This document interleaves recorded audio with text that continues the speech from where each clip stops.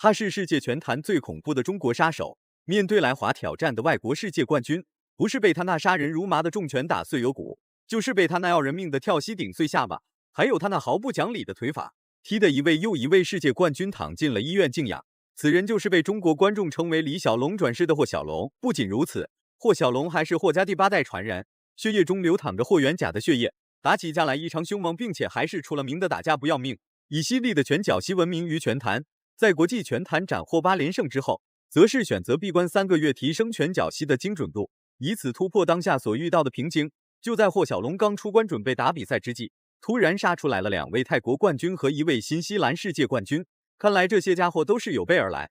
首先出面迎战霍小龙的是来自泰国的萨塔彭，这个家伙同样是一位拳脚膝打法全面的选手，获得过多次世界泰拳锦标赛冠军。就是因为与霍小龙的战术打法比较相似，所以萨塔彭才决定首当其冲来挑战霍小龙，并且还在赛前发誓，一定会在擂台上给霍小龙免费上一课，让霍小龙在中国观众面前丢人现眼。话就不多说了，来让我们欣赏一下霍小龙的精彩表现。请长按3秒点赞。比赛开始，比霍小龙大3岁的萨塔彭率先开始逼近霍小龙。然而3个月没打比赛的霍小龙需要一定的时间来适应比赛环境和比赛节奏，毕竟在这3个月当中，霍小龙吃了不少的苦头。拳脚膝精准度提升之后的霍小龙变得非常稳健，并没有因为萨塔彭的不乏逼近而发起一波接一波的猛攻。反观萨塔彭一直在实施小动作试探霍小龙，看来霍小龙不发威，萨塔彭真以为霍小龙是一只小病猫。这个呢，就像我们比如说我们中华的传统武术啊，这种精神和技法在血脉当中一脉相承。是的，这是一种常年训练的习惯，非常难改。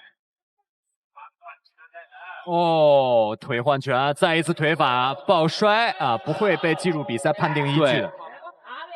上来之后，2个人打的这个硬度非常强啊。对，特别是霍小龙的这个对手是萨塔彭这个中段。霍小龙被拳迷粉丝称为霍小龙的转世，并且还是霍家第8代传人，对待外国人的态度必然是强硬的。反观萨塔彭最擅长的就是腿法和膝法的运用，时时刻刻都在威胁着霍小龙。然而霍小龙又不是被吓唬大的，岂会轻易被萨塔彭所恐吓住？多次的接腿摔也是让萨塔彭意识到了危险，让你的节奏起来。对，漂亮，后手拳。这个萨塔彭摔了3次了，虽然不会被计入比赛依据，但是他出腿就会有忌惮。对，跳膝，跳膝，这也是霍小龙的这个现在代表技法。后直右摆，左右摆拳，跳膝，连续跳膝，把萨塔彭挤到了这个绳圈的位置。哎，上勾顶膝，再一次后手塞，晃逃出来了，有点晃了。这个是个好机会，一定要持续给他。第1回合才刚刚过去一半，霍小龙就完全掌控了比赛节奏，拿着重拳就开始狂轰滥炸，其中还有腿法和膝法的加持，这就让萨塔彭有点力不从心，顶不住霍小龙攻击的同时，连防守反击无法正常实施。不管萨塔彭实施任何进攻动作，都无法逃脱霍小龙的法眼，总能在第一时间进行侦破，并对萨塔彭实施针对性攻击。还有40秒，萨塔彭想要把这个节奏稳下来，我们开始搂爆了，因为照这个打下去肯定是不行的。对，已经受到了比较多的重击，连续的后腿扫踢，漂亮。所以刚才呢，我们的镜头还专门给到了这个霍小龙的这个短裤学无止境，非常谦虚的一个态度，非常不错。我们看到萨塔彭刚才出现了泰拳选手里边比较好的技法，哇，右摆左直，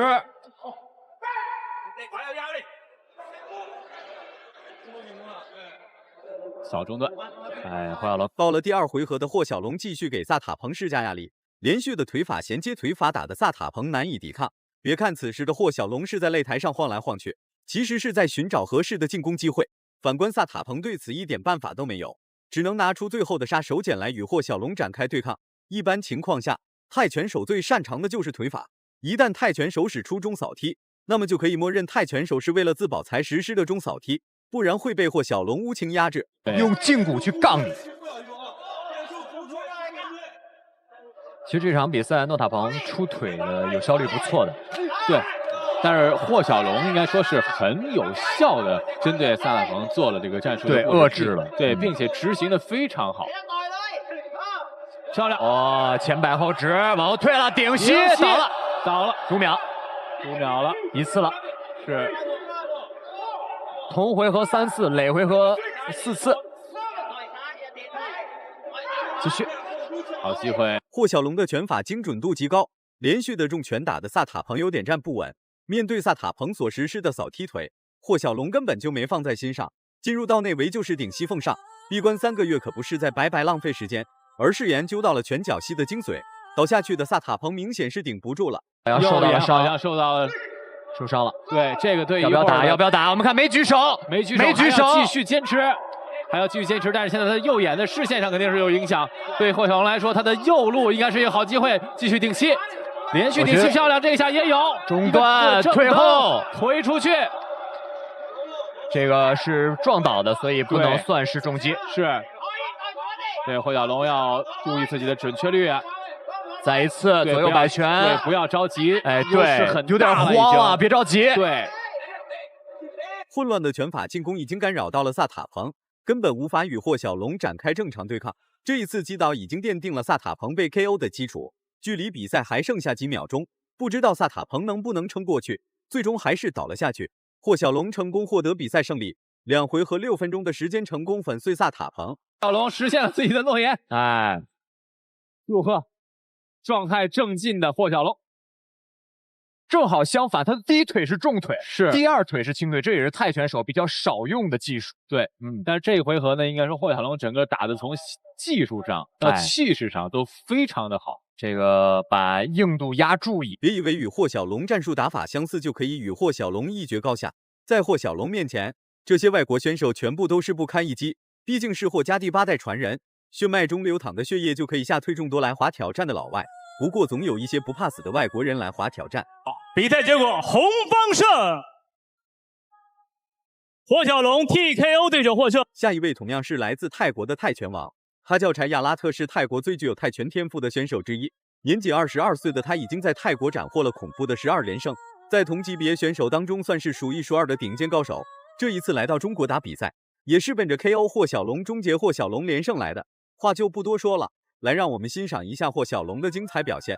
请长按3秒点赞。比赛开始，霍小龙一上来没有多说什么，直接采取了强制措施，拿着拳头就开始猛压柴亚拉特内围。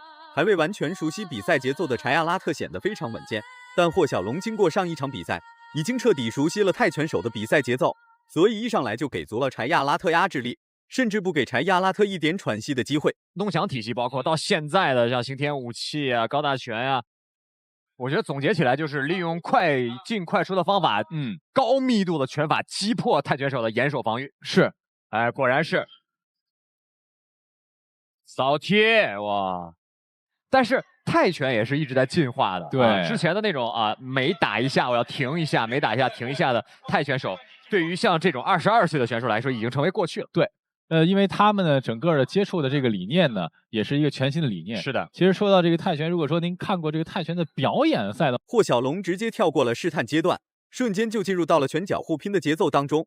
反观柴亚拉特表现得非常冷静，用冷静的可怕来形容柴亚拉特一点都不过分。然而霍小龙可不甘愿一直这样打下去，总要有一方倒下去。连续的拳法进攻打的柴亚拉特有点慌乱，毕竟此等场面柴亚拉特还是第一次见。霍小龙一上来以后的这个拳法的密度啊，证明他已经拿到了这个大东翔体系的精髓啊。是，赛前这本秘籍已经翻过了，得这么打，这么打，这么打啊！上来之后执行的还是非常好的。但是反过来看查拉特啊，依然是保持着一个比较淡定的状态。这个整个的节奏并没有被打破。别看你的这个进攻密度很高。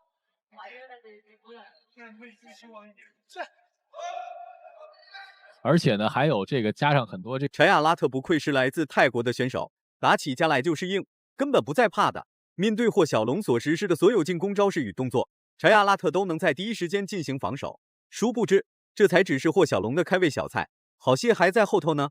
表演给观众看的嘛，对，他有这方面的属性是。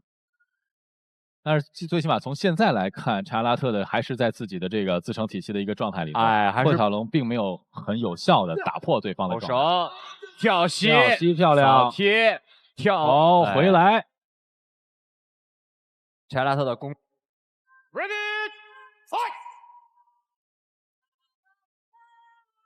现在呢，第2回合上来之后呢，我们看霍小龙有没有更多的新的变化。说实话，霍小龙虽然的密度比较高，但并第2回合开始了，霍小龙果断增强了进攻攻势，在连续的拳法压制下，腿法和膝法都在静静等候一个机会。反观柴亚拉特继续控制着距离，根本不给霍小龙实施拳法进攻的机会。然而霍小龙本来就没打算一直用拳法来攻击柴亚拉特，然后利用规则要求我可以接腿以后进行一次进攻。是。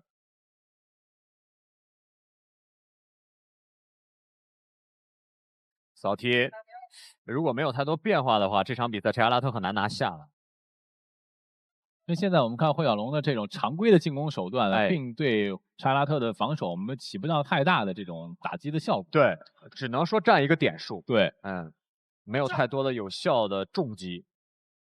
而现在的柴亚拉特也是一直在等待着霍小龙在输出的时候呢，有这样的空当，自己可以来进行自己。霍小龙的跳膝在拳法的掩护下成功实施，这才只不过是一次试探跳膝。面对霍小龙所实施的任何进攻，柴亚拉特都能精准无误的防守住，这就让霍小龙有点略微头疼。动作起势一起来之后，柴亚拉特其实一个很微小的动作就抑制住了霍小龙他的进攻。但是啊，这个平心而论，霍小龙打3、4波进攻，柴亚拉特才有1腿。对，那这样的话，完全靠防守，你是赢不了比赛。对。其实目前看呢，2个人并没有谁有明显的优势，只不过是在风格和这个打法上呢相互有克制。我倒是觉得眼疾手快的霍小龙一记预判跳膝精准命中柴亚拉特脑袋，连带下巴都受到了不可逆转的损伤。这一次柴亚拉特不可能再重新站起来，顶膝的威慑力非常大，严重的可能直接会被救护车拉走。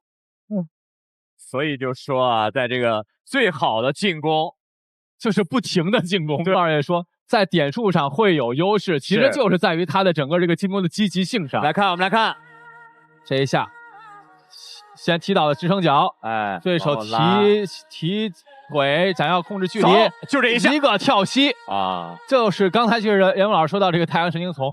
如果说我们通俗一点呢，就是软肋这个位置，软肋啊，其实应该是打到这个软肋和肝脏之间的这个位置。连战连胜的霍小龙很快就遇到了大麻烦，眼看2位泰国选手都被霍小龙斩于马下，于是泰国方面派出了一位新西兰世界冠军，这家伙可不是什么简单的角色，仅仅一个身高就比霍小龙高了10公分，对于霍小龙来说，这是一个不小的挑战。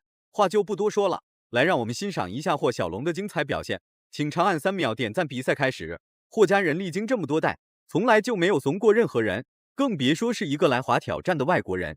就算是比霍小龙高了20公分，霍小龙也是照打不误。此战关乎到霍小龙能否成为自主量级排名第一。25，而且在上一场比赛是负给了王俊光啊。那么在这场比赛里，多米尼克说，这个霍小龙是来自于王俊光家乡的这个选手，我一定会用自己的表现来证明。这是 K 档。而且其实刚才我们在说，霍小龙在这场比赛之前呢，这个对自己呢是充满了信心和期待。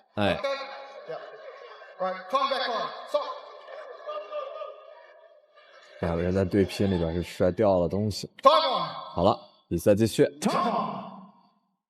大高个有大高个的好处，但大高个也有大高个的坏处。霍小龙已经忍不住了，拿着拳头就与多米尼克展开了激烈的内围对拼。对付这种大高个就应该在内围发起攻击，在中远距离的霍小龙占不到任何优势，甚至连一次有效进攻都无法实施，完全被多米尼克牵着鼻子走。但是到了内围对抗就不一样了。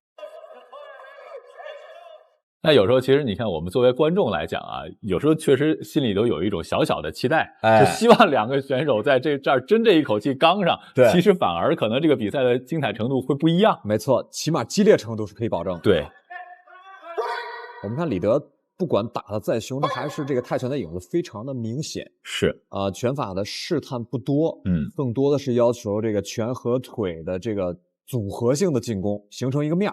而且重击会多，扫踢迎击的非常好。再一个，霍小龙的拳法还在继续实施，一晚打3场比赛也是比较为难霍小龙，但霍小龙毅然而然坚持到了最后，并且还取得了2战2胜的豪华战绩。这一次霍小龙坚决不会心慈手软，毕竟此战关乎到的东西太多，不仅可以登顶排名第一，更多的是让众多老外见识一下中国勇士的威猛。在技术上也不吃亏啊。刚才呢，这个袁博老师说他非常擅长拳击组合，而且其实从前面这一回合半我们来看来，他在力量和这个敏捷度上也非常的好，而且我觉得硬度也很好。对。而且呢，他在身高、臂展上都比霍小龙有优势。所以这场比赛，其实我觉得霍小龙还真是面临一个小难题呢。我觉得霍小龙这场比赛打的有点像刚刚出道的运奇，用很多移动中的刺拳和重击辅以自己下盘位的这个跳膝。对，但其实如果说有一个身高臂展占优势的多米尼克，时时刻刻都在猛压霍小龙内围做动作，看来是没想把比赛结果交给裁判。然而霍小龙也是这么想的，既然已经 KO 了2位泰国选手，再 KO 一个新西兰世界冠军也不算多。此时的状况对霍小龙来说非常不妙，只能用灵活的步伐来与多米尼克展开迂回拉扯。其实我觉得还是蛮好的一种方式。李德一旦进入超近距离，反而没有选择用膝，而选择的是用抡摆拳。又一次跳膝，已经有很多次击中李德的躯干了。整的左手的抡拳，在我这个角度上看应该是没打到，但是感觉霍小龙总是卯着对方出腿，哎呦，击倒了，裁判在读秒了，扫踢之后加上一记转身边拳，彻底粉碎了多米尼克的白日梦。这3位世界冠军基本上全部都是压哨 KO， 同时也证明了霍小龙在中期对比赛的掌控能力。擂台上有这么一句话，宁愿被重拳打成傻子，被扫踢踢断大腿，也不愿被一记转身边拳命中，其他的顶多就是被 KO， 基本上是被击倒读秒。真要是挨上了一记转身边拳，90%会被打昏，或者是直接被抬走。打得非常的漂亮，这一下多米尼克李德可能对于勇士的荣耀的这个擂台有一点点小阴影，在激烈，对，没错。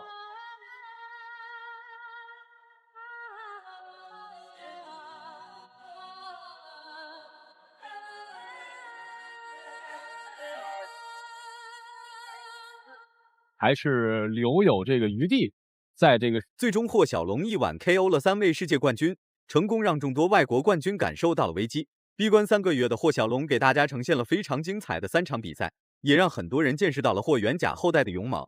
如果满分是100分的话，你会给霍小龙打几分？视频到这就结束了，咱们下期不见不散。